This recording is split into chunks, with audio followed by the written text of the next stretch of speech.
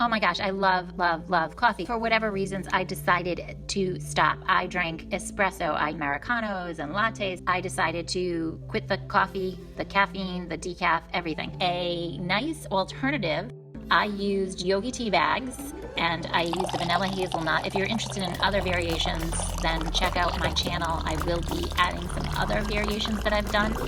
So you just add some hot water to the tea bag, and it's super simple. And then I added a 1/4 cup of unsweetened vanilla almond milk. I don't use milk. You are more than welcome to use milk. And then I put it in my Nespresso, which I love. This Nespresso Aeroccino is awesome. A friend recommended it to me, and my husband and I love it. We use it all the time, and it gets the milk nice and fluffy and white and creamy, just like you would at Starbucks. So then you just add your milk on top and add a dash of cinnamon, and voila! Start off your day with a bang. Enjoy.